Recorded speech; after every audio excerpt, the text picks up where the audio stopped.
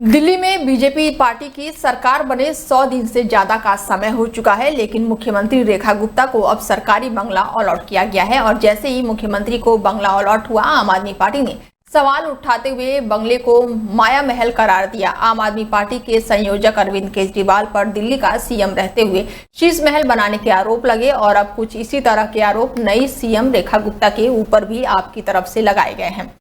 BJP सरकार के 100 दिन पूरे होने के बाद से सीएम रेखा गुप्ता के रहने के लिए 2 बंगले अलॉट किए गए हैं। आम आदमी पार्टी ने इसे लेकर जमकर निशाना साधा। दिल्ली की सियासत में एक बार फिर से वीआईपी संस्कृति को लेकर घमासान छिड़ गया है।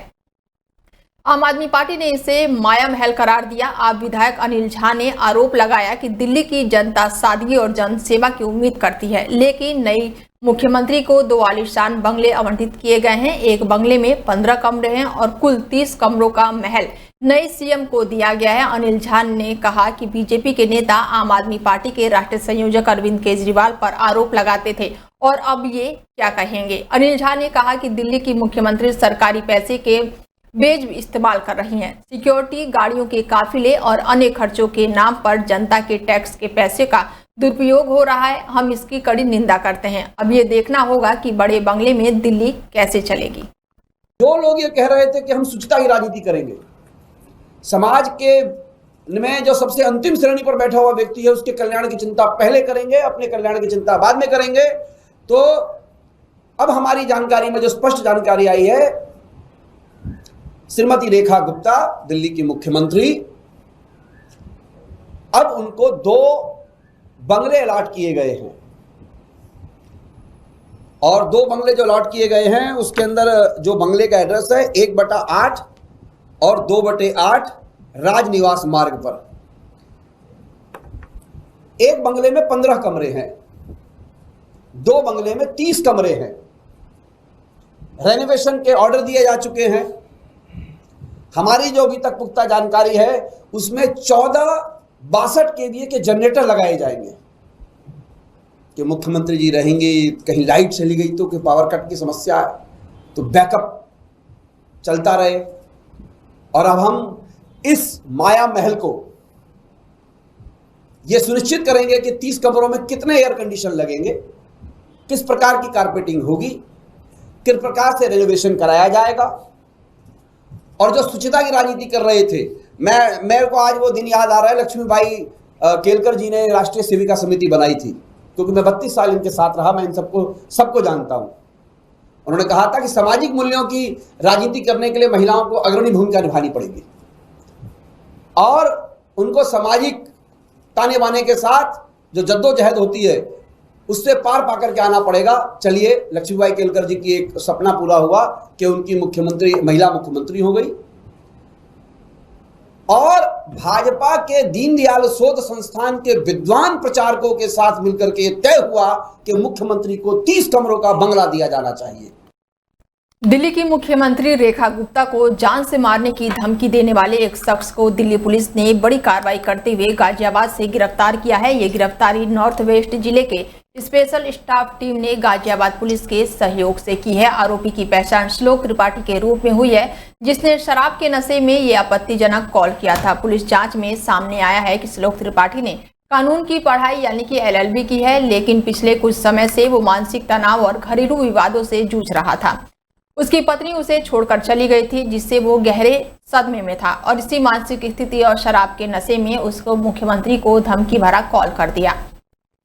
दिल्ली पुलिस के अनुसार ये कॉल एक अज्ञात नंबर से पहुंचा था और गोरखपुर पता से रजिस्टर्ड था। जब इस नंबर पर लोकेशन ट्रेस की गई तो गाजियाबाद के पंचवटी थाना क्षेत्र में एक्टिव मिली और इसके बाद से पुलिस की संयुक्त टीम ने कार्रवाई करते हुए कोतवाली क्षेत्र में श्लोक त्रिपाठी की गिरफ्तारी कर लिया। और सबसे चौंकाने वाली बात ये रही कि श्लोक जिस सिम कार्ड का उपयोग कर रहा था वो उसके किसी रिश्तेदार के नाम पर रजिस्टर्ड था। वो जानबूझकर अपनी पहचान छिपाकर कॉल कर रहा था। उसके पास से पुलिस को फर्जी ID कार्ड भी मिला है, जिससे साफ है कि आरोपी किसी साजिश की तैयारी में था, खुद को छुपाकर गलत काम करने की मंशा रखता था।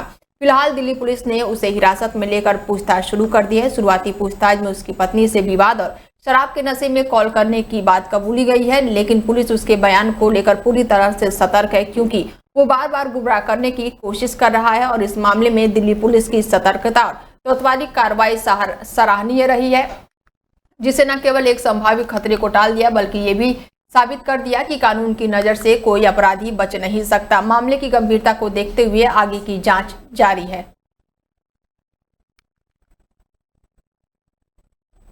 महाराष्ट्र की सियासत में इन दिनों अटकलें है कि उद्धव ठाकरे और राज ठाकरे एक बार फिर से साथ आ सकते हैं।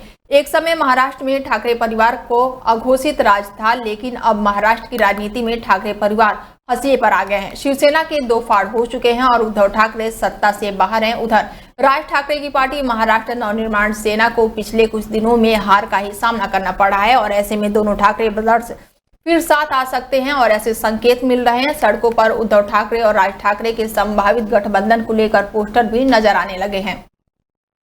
मुंबई के गोरेगांव इलाके के उद्धव ठाकरे और राज ठाकरे के संभावित गठबंधन को लेकर पोस्टर लगाए गए हैं। इन पोस्टरों में बाला साहेब ठाकरे, उद्धव ठाकरे और राज ठाकरे की तस्वीरें देखी जा रही है। इसके साथ ही पोस्टर में लिखा गया है कि महाराष्ट्र में पर प्रांतियों की मंसूबों पर होने से पहले एक हो जाइए। 8 करोड़ मराठी जनता एक साथ आने के लिए हम सब बेसब्री से इंतजार कर रहे हैं।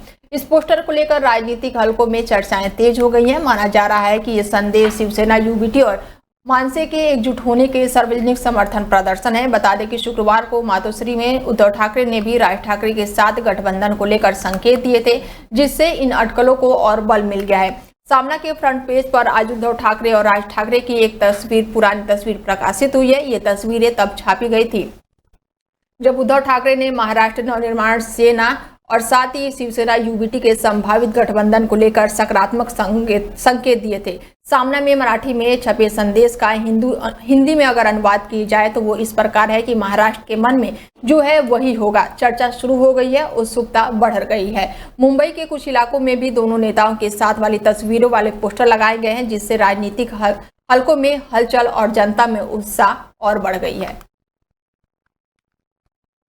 अमेरिकी राष्ट्रपति डोनाल्ड ट्रंप और टेस्ला के सीईओ एलन मस्क के बीच दुश्मनी खुलकर अब सामने आ गई है। जुबानी जंग में शामिल होने के आरोपों के बाद से मस्क ने ट्रंप की सत्ता को सिंहासन को ही हिलाने का बड़ा ऐलान कर दिया है। उन्होंने नई राजनीतिक पार्टी बनाने के लिए जनता से सुझाव मांगा था, उसमें 80% लोगों ने मुहर लगा दी है। उधर ट्रंप ने संघीय सरकार के टेस्ला के बीच सौदे को रद्द करने की धमकी मस्क को दे डाली है। मस्क ने राष्ट्रपति के पिछले चुनाव में करीब 3000 करोड़ रुपए का चुनावी चंदा रिपब्लिकन पार्टी को दिया था। एलन मस्क ने नई पार्टी बनाने को लेकर एक्स पोल के रिजल्ट भी जारी करते हुए कहा है कि 80% लोग इसका समर्थन करते हैं।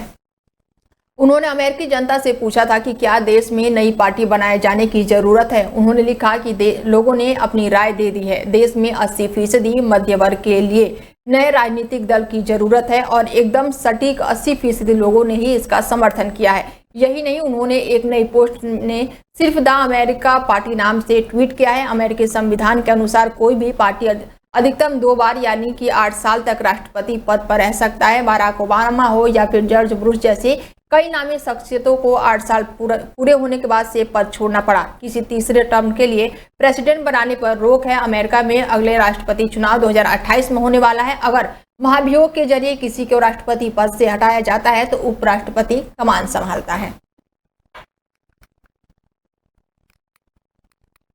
जम्मू कश्मीर के पहलगाम में आतंकी हमले का अंतर्राष्ट्रीय स्तर पर निंदा की जा रही है। बता दें कि 6 जून को आयोजित ब्रिक्स संसदीय मंच ने इस हमले की कड़ी निंदा करते हुए आतंकवाद के खिलाफ एकजुट होकर कार्रवाई करने का संकल्प लिया। ये पाकिस्तान के लिए एक बड़ा झटका साबित हुआ है, क्योंकि इसमें चीन के अलावा कई मुस्लिम देश भी शामिल है। ब्रिक्स संसदीय पैनल में चीन के अलावा कई मुस्लिम देश भी शामिल है।